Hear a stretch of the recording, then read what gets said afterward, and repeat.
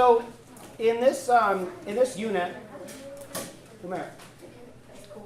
So in this unit, we're going to start by talking about just some sort of general characteristics of plants, and then we'll move into some more specifics about different parts of plants, different functions, talk about reproduction of plants. So I know you guys in elementary school at some point studied plants a little bit, probably grew seeds and stuff. We'll get into a lot more detail in this section, I'm sure, than you did then.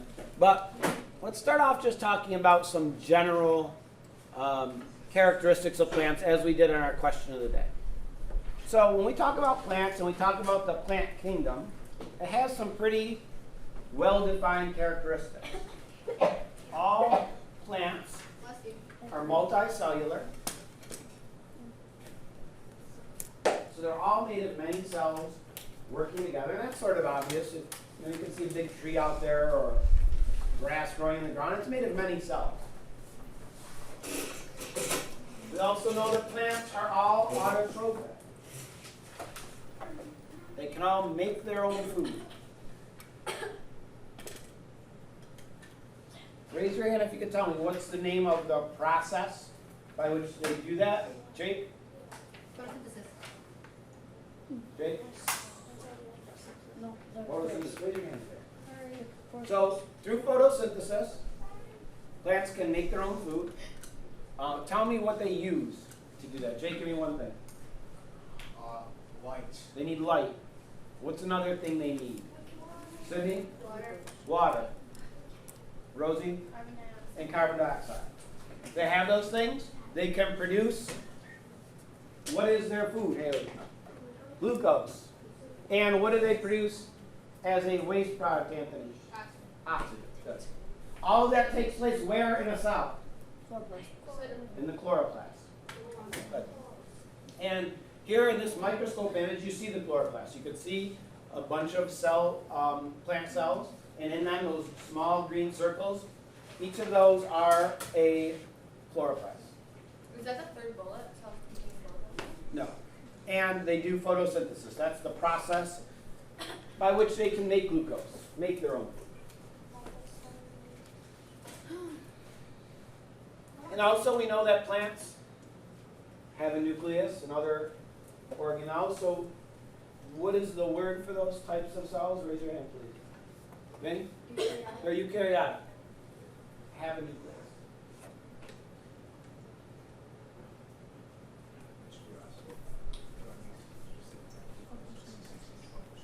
Very good. Glucose, C6H12O. Now, reproduction in plants. We're going to be talking about this. And it's something most people most 7th graders are not familiar with, how plants reproduce. And we'll spend a fair amount of our unit talking about that.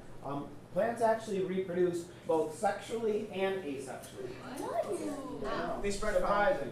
We'll talk about that today and tomorrow. So those are sort of general characteristics of all plants. And we'll get into a lot more specifics as we move along. But let's look at this cell here. Raise your hand if you could tell me what organelle is this that I'm pointing to. Ryan? Cell wall. That's a cell wall. How about this? Wait, I know. Raise your hand, please. Olivia? That's the vacuole. How about this organelle? Raise your hand. Yeah? That's the nucleus. What about this or this? Kyle? Chloroplast. Those are chloroplasts. What would you say these dots are, or they're also over here? Mary? Ribosomes, yes. What would you call these things? Olivia? Mitochondria. Very good. What would you call this stuff over here? Raise your hand, raise your hand. Sam? Golgi bodies. What would you call this last one? Rosie? Rough ER. Good. Very good. All right. So when we think about our taxonomy and our classification, we know that plants are in which domain? Raise your hand if you could tell me. Which domain do plants belong in? I don't know. You mean like Anthony? No. Which domain, Caleb? Plants? Above, that's kingdom. Oh. Rosie? No. Oh, Anthony? kingdom. Eukarya. So there are domain. Remember, there are 3 domains. There's eukarya, archaea, and bacteria. Plants are in the eukarya because they're eukaryotes. Within that, their kingdom is plants. Within the plant kingdom, there's 2 big groups, 2 phylum of plants, and we split them. They're vascular plants and non-vascular plants. The vast majority of, if I say think of a plant, you're almost definitely thinking of a vascular plant. Okay? That's the majority of plants. So, questions, what does that mean? What is vascular? For example, your heart, arteries, veins are your cardiovascular system. What's the cardio part mean? Heart. What does the vascular part mean? Caleb? Blood. Not the blood itself. Air. The blood No. like it's fluid like connected to. No. Well, sort of. It's the tubes. Vascular means vessels. The tubes that carry things around. In our cardiovascular system, that's arteries and veins and capillaries. So vascular plants and non-vascular plants, plants also have vessels, tubes. Some plants have vessels, tubes that can carry material from one part of a plant to another. The vascular plants have these tubes. Non-vascular plants don't have those tubes.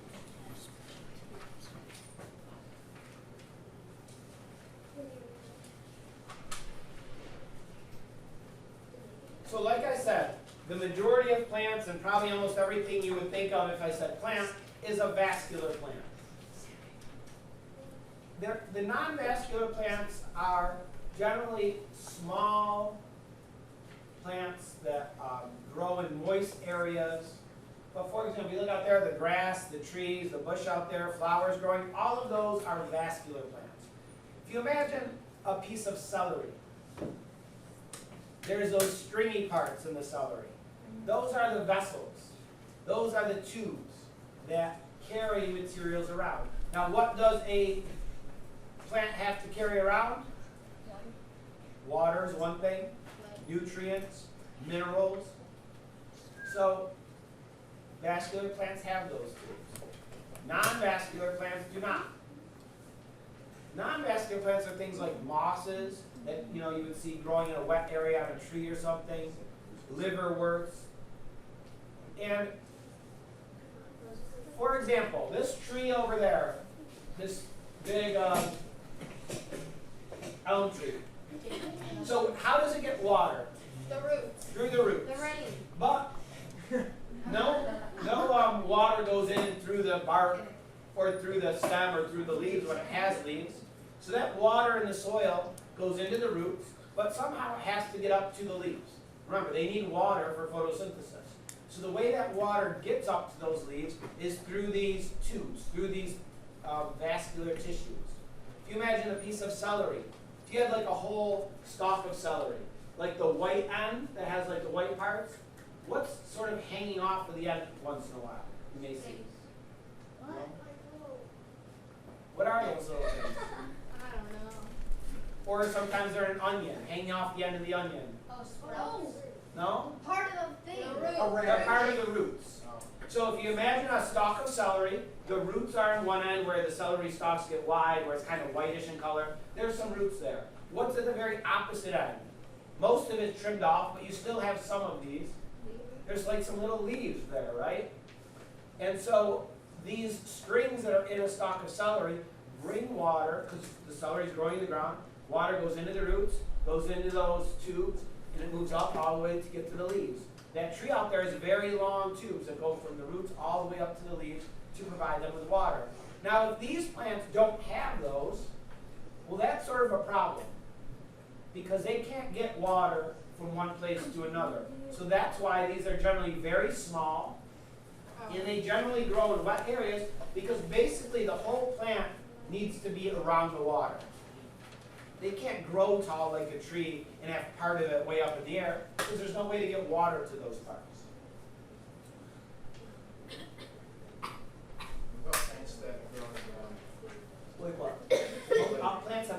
parts, but all the other parts grow back.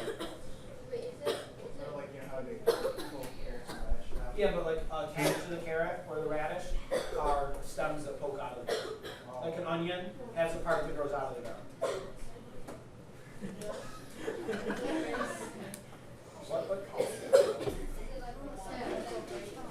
What? Yeah. We'll talk about it. All right, so we're going to be talking basically for the rest of our unit about vascular plants. Because again, like I said, the vast majority of plants that you're familiar with are vascular plants, and they make up most plants. So these vascular plants need to move things around. They need to move sugar around, water, minerals. So the word vascular means that they have vessels, ducts, tubes in them to move stuff from place to place.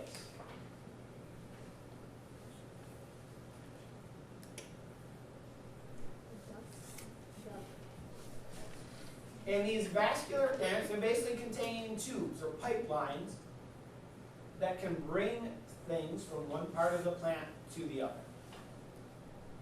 And in vascular plants, there's two main types of these pipelines, these tubes, these vessels. The xylem and the phloem.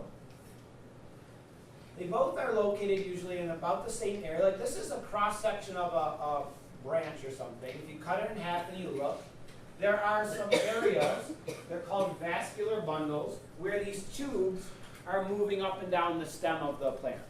Okay? And they're sort of clustered together. Okay? There's the xylem and then the phloem, and they do different things. Okay? The xylem is responsible for transporting water and some minerals. And most of the time, this is going upward, right? Because water goes into the plant where? In the roots, and it has to be transported upward to the rest, the stem and the leaves and the other parts of a plant. So this xylem generally carries water upward. But then there's other material that needs to be moved around the plant. Most importantly, what's made in the leaves that's so important for the plant? Chloroplast, well, what do they make? Food. What type of food? Glucose. So this glucose is only being made in the leaves, right? In the stem of a tree, in the trunk of a tree, there's no chloroplast there, right? It's not green. Okay, the only place photosynthesis is happening is in the leaves of that tree. So somehow the sugar that's being made there has to get to all the other parts of the plant. It gets there through this other tube that's called the phloem. That's what transports sugar throughout the plant. Now often it's going downward because it's made in the leaves, but not always. What you should ask, Yep. how do they make their own sugar? Yep. Ooh, plants? Yeah. Yeah, that's what photosynthesis is. Making sugar, meaning glucose, is a type of sugar. So, this is important too, especially in our area. For example, sugar maple tree. All summer long, its leaves are green, it's making lots of sugar, storing it up. But then what happens in the fall? Yeah? The leaves fall off. The leaves fall off. The leaves die. Okay? So during the winter, when the leaves are gone, is there any photosynthesis taking place? No, there's no green parts of that maple tree. It has to live off of the sugar it was making all summer long. So the way that happens is in the fall, sugar that's been stored up gets sent down to the roots in the trunk of the tree to be stored up. Now in the springtime, when it's going to grow all new leaves, does that require a lot of energy, you think, to grow leaves? Yeah. So that stored up glucose, that sugar from the summertime, then goes back up to the stem of the tree, to the branches, to give the plant energy to make the new leaves. What do people sometimes do in the springtime when those sugars are making their way up to the leaves? Make honey. No? Sap. Olivia? Sap. Oh, that's what I meant. What? They crush the sap. Yeah, they may tap the tree.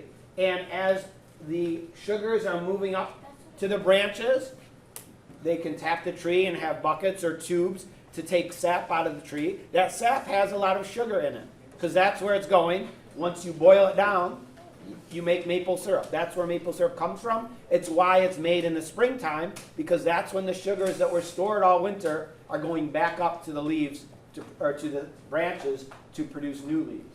Is that kill a tree though? What's that? No, because that tap doesn't go in very far, and it only takes like a small amount of the sap coming in, it doesn't harm the tree. So if we look at a plant here, this is the flower. Again, we have the xylem, which brings the water up from the roots into the other parts of the plants, and then the phloem, which brings sugar, which is made in the leaves, to other places.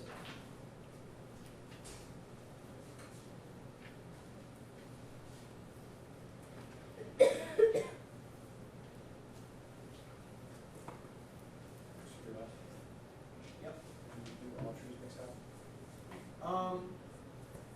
Yeah, well, they all do make sugar and it gets relocated around, and that's really what sap is. So yeah, not all sap is used to make syrup though. Yeah, it depends on the different types of trees make different types, and the sugars get converted to different forms that don't taste. Wait, can you go back one? So we know that plants have various parts. Okay, we have the shoot system, which is the above ground part of the plant. It includes leaves, the stem of the plant, flowers, and then there's the underground part, which are the roots of the plant. And the roots of the plant are actually pretty big. They're usually just about the same size as the above ground part of the plant, if they have a well-developed root system. And they do a couple things. They help keep the plant anchored in the ground, stabilized. When plants don't have a well-developed root system, they can blow over really easy. Like if you ever been hiking or something or in the woods and you see trees where a big storm came through and sort of tipped the whole tree over and the roots are pulled right out of the ground, that sometimes happens when a tree has just roots that are very shallow. If it's in shallow soil where it can't develop roots deep into the ground to really anchor it, that sometimes happens. Also, we know roots absorb water, and they're about the same size as the above ground parts of the plant. And so some plants have very extensive root systems. Some have a tap root that goes very deep into the ground. Others have smaller roots that spread throughout.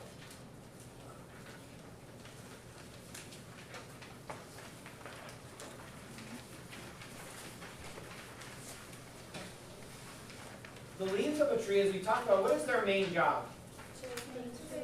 Yeah, to make food. Undergo photosynthesis. Again, that happens in the chloroplast. Also in the leaves are where gases are exchanged for the plant. So you guys just told me earlier, what gas is needed in the chloroplast for photosynthesis, Maria? CO2, carbon dioxide. And that carbon dioxide actually gets into the plant through the leaves. This is a microscope image of the underside of a leaf. You can see it's green. You can see the various cells. But if you look closely, what you see are these round things here. Okay? Let me see if I can do this. Yeah. So if I put this up for a second and trace one of these. So here I have an individual plant cell. Let's see, there's a nucleus here. But then what you see here is this round opening. Okay? It looks like sort of a mouth. This center part is an opening that leads into the plant, into the tissue. Okay, that opening is called a stomate. These two cells that are on each side are called guard cells. And these guard cells, they can open up and close that opening. Okay, and that's important. Because in order to get carbon dioxide, that opening needs to be open. But water also can evaporate from the plant through that opening. So on a hot, dry day, if those stomates are open, the plant can lose a lot of water and can dry out. So these stomates open and close to regulate water loss from the plant. If the plant's losing a lot of water, okay, it may close up that opening. Those stomates get closed to conserve water. If it's not hot and dry, then they open up to allow carbon dioxide to come into the plant. So we've got maintained balance. What would we call maintaining what? Equilibrium. Oh, good. Equilibrium, or also called that process of maintaining balance, Rosie? Homeostasis, yeah. And the term for this water going into the roots, up through the stem, and out of the leaves is called transpiration. All right, let's finish up here Wait, can you go back? with a quick introduction to Okay. flowering plants. So, within the vascular plants, we have a couple categories. Flowering versus non-flowering plants. We're going to talk about flowering plants. These are the most modern, in terms of evolution, the most recently evolved types of plants. And flowering plants obviously have flowers. And what a flower really is. Anyone given somebody a bouquet of flowers recently? That's Mother's Day or something? All right. So a flower, if you give somebody a rose, what a rose really is, what all flowers are, they're the male and female reproductive organs of that plant. That's what flowers are. They are the reproductive organs. We just talked about, and I mentioned that plants reproduce sexually and asexually. And so those reproductive parts of the flower, they're what allow for sexual reproduction in plants. Flowers are the way that these plants reproduce.